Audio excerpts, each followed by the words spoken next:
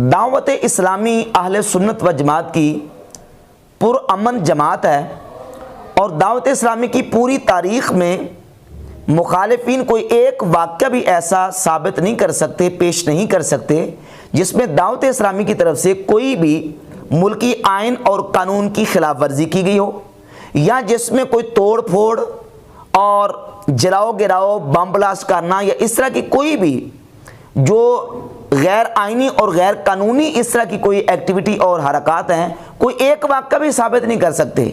اس سے بڑھ کر اور کیا ثبوت ہوگا کہ دعوت اسلامی پرامن جماعت ہے؟ لیکن اب مرزا جیلمی کی پوری ساری کارروائی یہ ہے کہ کسی طریقے سے اہل سنت و جماعت بریلویوں کو ٹارگٹ کیا جائے، اور یہ باولا ہو کے بریلویوں کے خلاف اس قدر کاٹنے کی کوشش کر رہا ہے کہ بات بات پہ بریلویوں کو ساتھ لے کے آتا ہے، اور پھر بالخصوص دعوت اسلامی کو تو زیادہ کیش کرنے کی کوشش کرتا ہے۔ دعوت اسلامی کے سادہ بیچارے اسلامی بھائیوں کو ورگلانے کی کوشش کرتا ہے، اور ان کو زیادہ جو نا وہ ان کو ورگلا کے اپنی طرف لانے کی کوشش کرتا ہے، زیادہ دعوت اسلامی کو کیش کر رہا ہے۔ اب اسی طرح اس نے یہ حرکت کی ہے، دعوت اسلامی کے خلاف سازش کرنے کے لیے اور دعوت اسلامی کے خلاف لوگوں کو بھڑکانے کے لیے یہ کلپ جو ہے نا وہ اس نے جاری کیا ہے۔ دعوت اسلامی پرامن جماعت ہے، اور وہ جماعت کے حوالے سے اب یہ پراپوگنڈا کر رہا ہے کہ دیکھیں یہ دعوت اسلامی نے امام احمد رضا بریلوی کی کتابیں چھاپی ہیں، ملفوظات، احکام شریعت اور حسام الحرمین، اور ان کتابوں میں دیوبندیوں کے خلاف اور وہابیوں کے خلاف سخت سے سخت فتوے دیے گئے ہیں۔ اب ان فتووں کو پڑھ کے سناتا ہے۔ دیوبندیوں کے خلاف امام احمد رضا بریلوی نے فتوے دیے، وہابیوں کے خلاف فتوے دیے، وہ تو پڑھ کے سناتا ہے، لیکن وہابیوں نے جو بریلویوں کے خلاف فتوے دیے وہ کس نے پڑھ کے سنانے ہیں؟ جو وہابیوں نے اور ان نجدیوں نے جو اہل سنت کے قتل عام کے فتوے دیے، ان کے خونوں کو حلال اور مباح قرار دیا، ان کے مالوں کو لوٹ لینا جائز قرار دیا، وہ فتوے کیوں نہیں سناتا؟ وہ کس نے سنانے ہیں؟ مثال کے طور پر یہ ہے ان کا سلمان نجدی کی کتاب تحفہ وہابیہ۔ اس کتاب میں سلمان نجدی نے صفحہ نمبر 59 پر لکھا ہے کہ وہ لوگ جو انبیاء اولیاء کا وسیلہ مانتے اور ان کو شفیع سمجھتے، ان سے شفاعت کے طلبگار ہیں، کہتا ہے جو لوگ ایسا کریں وہ مشرک ہیں، شرک اکبر کے مرتکب ہیں، اگرچہ ان کا عقیدہ یہی ہو کہ فاعل حقیقی فقط رب العزت ہے، اور ان صالحین سے دعا کرنے کا مقصد محض یہ ہے کہ ان کی سفارش سے مراد بر آئے گی، گویا یہ ایک واسطہ ہے، یعنی ان کا فعل ہر حال شرک ہے، اور ایسے لوگوں کا خون بہانا جائز ہے اور ان کے اموال کا لوٹ لینا مباح ہے۔ یہ نجدیوں کے فتاوے ہیں، جن نجدیوں کو پروموٹ کرتا ہے اور جن کو یہ کہتا ہے وہ حق کے زیادہ قریب ہیں، سنت کے زیادہ قریب ہیں، ان کے فتوے کیوں نہیں پڑھ کے سناتا؟ ان کے جو طوفانی فتوے ہیں جس میں انہوں نے اہل سنت کو، وسیلہ ماننے والوں کو اور اولیاء اللہ سے استمداد کرنے والوں کے مالوں کو لوٹ لینا مباح قرار دیا، ان کو مشرک اور کافر کہا، ان کا خون بہانا جو ہے وہ مباح قرار دیا، ان کے فتاوے کیوں نہیں دکھاتا؟ اور پھر مرزا کے مجدد، جس کو مجدد لکھا ہے ابن عبداللہ ابنیدی کو مرزا نے مجدد کہا ہے اپنے کلپ میں، یہ ابن عبداللہ ابنیدی کی کتاب ہے کشف الشبہات۔ کشف الشبہات کے صفحہ نمبر 15 پر ابن عبداللہ ابنیدی نے اہل سنت کے بارے میں لکھا ہے کہ اور وہ لوگ جو فرشتوں، نبیوں یا ولیوں کا قصد کرتے تھے وہ صرف ان کی سفارش کے ذریعے قرب خداوندی حاصل کرنا چاہتے تھے، اسی عقیدہ کی روح سے ان کا مال مباح اور ان کو قتل کرنا حلال ٹھہرایا۔ اہل سنت کا عقیدہ رکھنے والوں کو قتل کرنا بھی مباح قرار دے دیا، اور ان کا مال لوٹنا بھی ابن عبداللہ ابنیدی نے جائز قرار دیا۔ یہ فتوے کیوں نہیں سناتا؟ اور اس کے ساتھ ایک اور حوالہ پیش کر کے آگے چلتے ہیں۔ یہ دیکھیے اسماعیل دہلوی کی کتاب تقویۃ الایمان، اس تقویۃ الایمان کتاب میں صفحہ 29 پر امام الوہابیہ اسماعیل دہلوی لکھتا ہے کہ مگر یہی پکارنا اور منتیں ماننی اور نظر و نیاز کرنی اور ان کو اپنا وکیل اور سفارشی سمجھنا، یہی ان کا کفر و شرک تھا۔ سو جو کوئی کسی سے یہ معاملہ کرے گو کہ اس کو اللہ کا بندہ و مخلوق ہی سمجھے، سو ابو جہل اور وہ شرک میں برابر ہے۔ اہل سنت کو ابو جہل کے ساتھ شرک میں ملا رہا ہے، ان کے مال کو لوٹنا مباح قرار دے رہے ہیں، ان کا قتل کرنا جائز قرار دے رہے ہیں۔ یہ کون دے رہے ہیں؟ نجدی علماء، ان کے حوالے کیوں نہیں پڑھ کے سنا رہا, ان کے فتوے کیوں نہیں سنا رہا. اب آتے ہیں امام احمد رضا بریلوی رحمۃ اللہ علیہ کے فتاوی جات کی طرف. امام احمد رضا بریلوی رحمۃ اللہ علیہ نے جن مولویوں کے خلاف شرعی فتویٰ صادر کیا, سوال یہ ہے کہ ان مولویوں کا قصور کیا تھا, ان کا جرم کیا تھا, کیا وجہ تھی کہ ان پر امام احمد رضا بریلوی رحمۃ اللہ علیہ نے فتویٰ عائد کیا. تو ان کا جرم تھا رسول اللہ صلی اللہ علیہ وآلہ وسلم کی گستاخی اور توہین. اور یہاں میں یہ بات بھی واضح کر دوں, ایک ہے گستاخی اور توہین وہ جس کو اہل سنت کہتے ہیں کہ یہ گستاخی اور توہین ہے. جو حالے میں پیش کرنے لگا ہوں یہ وہ ہے جس کو خود محمد علی مرزا گستاخی کہتا ہے. جب تم بھی گستاخی مانو, ہم بھی گستاخی مانیں, اور خود ان کے اپنے لوگ بھی اس کو گستاخی مان رہے ہیں. مثلا مثال کے طور پہ ان میں سے کتاب کا حوالہ پیش کر کے اور اس کی وضاحت کرتا ہوں. یہ کتاب ہے حفظ الایمان اشرف علی تھانوی, جس پر امام احمد رضا بریلوی رحمۃ اللہ علیہ نے فتویٰ دیا. اس کے صفحہ نمبر 13 پر اشرف علی تھانوی نے نبی پاک صلی اللہ علیہ وآلہ وسلم کے علم پاک کی توہین اور گستاخی کرتے ہوئے یہ لکھا, کہا کہ پھر یہ کہ آپ کی ذات مقدسہ پر علم غیب کا حکم کیا جانا اگر بقول زید صحیح ہو تو دریافت طلب یہ امر ہے کہ اس غیب سے مراد بعض غیب ہے یا کل غیب. اگر بعض علوم غیبیہ مراد ہیں تو اس میں حضور ہی کی کیا تخصیص ہے. ایسا علم غیب تو زید و عمر بلکہ ہر سبھی بچہ مجنون پاگل بلکہ جمی حیوانات و بہائم کے لیے بھی حاصل ہے, نعوذ باللہ تعالی. یہ عبارت رسول اللہ صلی اللہ علیہ وآلہ وسلم کے علم پاک کی توہین اور گستاخی ہے, اور یہ ہے گستاخی جس کو ہم کہتے ہیں کہ گستاخی ہے. اسی حفظ الایمان کے ساتھ اشرف علی تھانوی کے مریدوں کا ایک بیان چھپا ہوا ہے صفحہ 28 پر. خود اشرف علی تھانوی کے مریدوں نے کہا کہ جناب آپ اپنی اس عبارت سے رجوع کر لیں. بادی نظر میں جو بندہ اس عبارت کو پڑھتا ہے تو پڑھنے والا بادی نظر میں سخت سوء ادبی کو مشعر ہے آپ کی عبارت, یعنی پڑھتے ہی فوراً انسان کی جو توجہ ہے وہ گستاخی کی طرف جاتی ہے کہ آپ کی یہ عبارت جو ہے وہ گستاخانہ ہے. لیکن اشرف علی تھانوی نے توبہ نہیں کی. اور پھر امام احمد رضا بریلوی رحمۃ اللہ علیہ نے حکم شرع بیان کیا, اور یہ کتاب اشد العذاب مرزا حسن چاندپوری جو اشرف علی تھانوی کے وکیل مناظرہ تھے, انہوں نے مرزا حسن چاندپوری نے اپنی کتاب اشد العذاب کے صفحہ 15 پر لکھا ہے کہ خان صاحب نے جو فتویٰ دیا ہے جس کو وہ جو مطلب سمجھتے تھے اس کے مطابق اگر وہ فتویٰ نہ دیتے تو وہ فتویٰ خود خان صاحب اپنے اوپر آتا. اور پھر اب ہم آتے ہیں مرزا کے ریسرچ پیپر نمبر 2 اندھا دھند پیروی کا انجام. یہی عبارت حفظ الایمان کی مرزا نے اپنے اس ریسرچ پیپر نمبر 2 کے صفحہ نمبر پیج نمبر 3 پر اس کو بیان کیا اور اس کو گستاخی قرار دیا.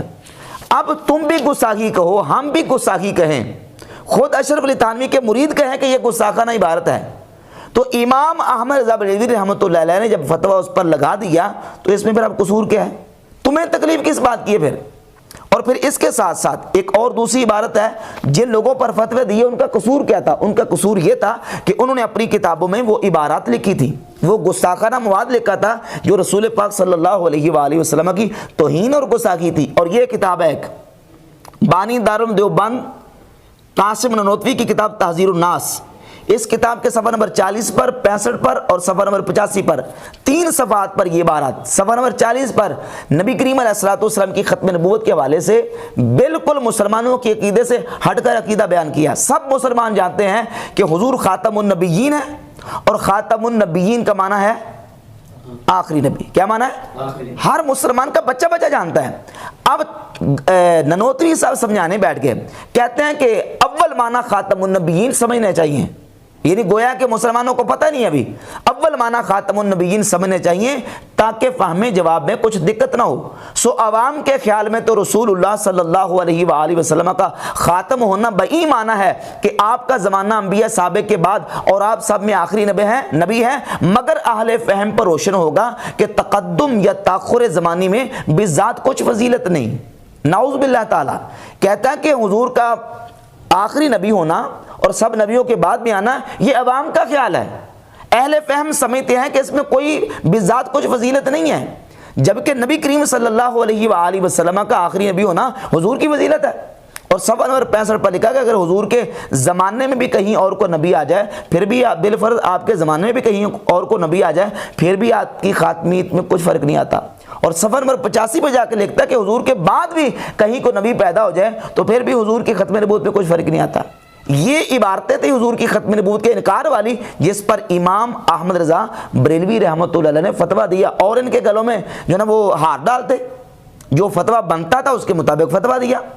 دوگلا پالیسی نہیں کی, دوگلا پن نہیں کیا, منافقت نہیں کی, بلکہ جو فتویٰ بنتا تھا وہ فتویٰ دیا. اور یہ عبارتیں جو میں نے پیش کی ہیں یہ عبارتیں وہ ہیں جن کو مرزا نے اپنے ریسرچ پیپر نمبر 2, یہ پیج نمبر اس کا یہ دیکھ لیں, اس کا پیج نمبر ہے جی 4, پیج نمبر 4 علماء کا نظریہ نمبر 18, اس میں خود اسی قاسم نوتوی کی جو کتاب ہے تعزیر الناس اس کی بات کو نقل کیا ہے.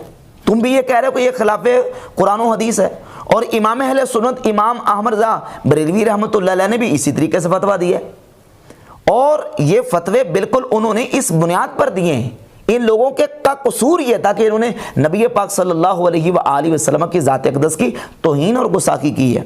اور پھر غیر مقلدین اور وہابیہ کے امام و پیشوا اسماعیل دہلوی جن کی عبارتیں خود مرزا نے اپنی اس کتاب اپنے اس ریسرچ پیپر نمبر 2 میں ذکر کی ہیں, اسماعیل دہلوی کی, اس کی کتاب کون سی ہے؟ یہ کتاب ہے اسماعیل دہلوی کی تقویۃ الایمان. اسی کتاب میں اسماعیل دہلوی نے لکھا ہے کہ نبی کریم علیہ الصلوۃ والسلام نعوذ باللہ مر کے مٹی میں مل گئے. یہ کتاب ہے تقویۃ الایمان جس میں لکھا کہ نبی بڑے بھائی ہم چھوٹے بھائی, نبی کی تعظیم بڑے بھائی کی سی کیجیے. یہ کتاب ہے جس میں لکھا ہے کہ نعوذ باللہ تعالی ہر مخلوق چھوٹی ہو یا بڑی وہ اللہ کی شان کے آگے چمار سے بھی زیادہ ذلیل ہے. انبیاء علیہم السلام کی اور خصوصاً نبی پاک صلی اللہ علیہ وآلہ وسلم کی توہین اور گستاخی اس کتاب میں کی گئی. تو فتویٰ نہ لگتا تو اور کیا ہوتا ہے. اور پھر یہ وہ کتاب ہے جس کے حوالے خود اس ریسرچ پیپر نمبر 2 میں مرزا نے دیے ہیں. یہ تقویۃ الایمان کے, اور یہ تقویۃ الایمان میرے پاس جو ہے یہ المملکۃ العربیہ سعودیہ الریاست العامہ لشؤون المسجد الحرام والمسجد نبی سعودی عرب سے چھپی ہے, جو حاجیوں کو دی جاتی ہے, تقسیم کی جاتی ہے. اور ایک اس کا اور نسخہ میرے پاس موجود ہے, یہ دیکھیں المملکۃ العربیہ سعودیہ سلسلہ تو توعیت الحجاج, حاجیوں کو جو کتابیں دی جاتی ہیں تقویۃ الایمان, یہ وہ کتاب ہے. اور یہ مرزا کا جو بڑا ہی ایک ممدوح ادارہ ہے دارالسلام, یہ دارالسلام نے چھاپی ہے تقویۃ الایمان, اور یہ تقویۃ الایمان بھی دارالسلام نے چھاپی ہے. یہ کتابیں ہیں جن کتابوں میں نبی پاک صلی اللہ علیہ وآلہ وسلم کی توہین اور گستاخی کی گئی ہے. امام احمد رضا بریلوی رحمۃ اللہ علیہ نے جو فتوے دیے ہیں, یہ قصور کیا تھا ان لوگوں کا؟ ان کا قصور یہ تھا کہ انہوں نے اپنی کتابوں میں حضور علیہ الصلوۃ والسلام کی شان میں گستاخیاں کی ہیں, اور ان کے گلے میں ہار تھوڑی ڈالنے تھے. اور باقی رہ گئی بات سخت فتووں کی, تو یہ سخت فتوے جو ہیں, آپ تھوڑی سی پیچھے تاریخ چلے جائیں, یہ سخت فتوے میں آپ کو سناتا ہوں کہ کہاں کہاں ملیں گے. مثال کے طور پہ یہ ہے امام بخاری کی کتاب خلق و افعال العباد, امام بخاری کے طوفانی فتوے. مرزا نے کہا نا ایک کلپ چڑھایا ہے امام احمد رضا بریلوی کے طوفانی فتوے, یہ ہے امام بخاری کی کتاب خلق و افعال العباد, امام بخاری کے طوفانی فتوے. ذرا ملاحظہ کر لیں, اس کے صفحہ نمبر 11 پر رقم نمبر 40 امام بخاری رحمۃ اللہ علیہ لکھتے ہیں قال ابو عبداللہ, یہ ابو عبداللہ محمد بن اسماعیل بخاری رحمۃ اللہ علیہ, ما ابالی صلیت خلف الجہمی الرافضی ام صلیت خلف الیہود والنصارى. امام بخاری کہتے ہیں کہ میں کسی رافضی کے پیچھے نماز پڑھوں یا کسی یہودی یا عیسائی کے پیچھے نماز پڑھوں, میرے نزدیک دونوں کے پیچھے نماز پڑھنا برابر ہے. یہودی یا عیسائی کے پیچھے نماز پڑھوں یا رافضی کے پیچھے نماز پڑھوں, دونوں کے پیچھے نماز پڑھنا امام بخاری کا طوفانی فتویٰ یہ ہے. وہ کہتے ہیں میرے نزدیک برابر ہے دونوں. اور پھر آگے لکھتے ہیں ولا یسلم علیہم, ان کو رافضیوں کو سلام بھی نہ کیا جائے, ولا یعادون, ان کی عیادت بھی نہ کی جائے, ولا یناکحون, ان کے ساتھ نکاح بھی نہ کیا جائے, ولا یشہدون, اور ان کے جنازوں میں بھی حاضر نہ ہوا جائے, ولا توکل ذبائحہم, اور ان کا ذبیحہ بھی نہ کھایا جائے. یہ امام بخاری کا فتویٰ ہے. تم کہتے ہو کہ ان میں تو ٹالرنس نہیں تھا, ان میں یہ تو بڑے جو ہے نا وہ بڑے شدت پسند لوگ تھے, امام بخاری کو کیا کہو گے؟ یہ رافضیوں کے بارے میں جن کے پیچھے تم جا کے نمازیں پڑھتے ہو نا، ان کے بارے میں امام بخاری رحمۃ اللہ کا یہ طوفانی فتویٰ ہے۔ وہ کہتے ہیں کہ ان کے پیچھے نماز پڑھنا تو میں ایسے سمجھتا ہوں جیسے کسی یہودی یا کسی عیسائی کے پیچھے نماز پڑھنا، یہ امام بخاری کا فتویٰ ہے۔ اور اس سے اوپر چلے جائیں، احادیث کو اٹھا کر دیکھ لیں، صحابہ اکرام رضی اللہ تعالی عنہم کا بد مذہبوں کے بارے میں رویہ اٹھا کر دیکھ لیں، آپ کو ساری چیزیں واضح ہو جائیں گی۔ سیدنا عبداللہ ابن عمر رضی اللہ تعالیٰ صحابہ اکرام کے آپ طریقے کو دیکھ لیں۔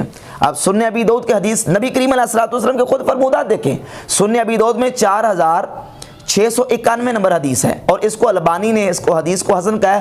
حضور علیہ الصلوۃ والسلام فرماتے ہیں القدریۃ مجوس ھذہ الامہ، تقدیر کے منکر میری امت کے مجوسی ہیں۔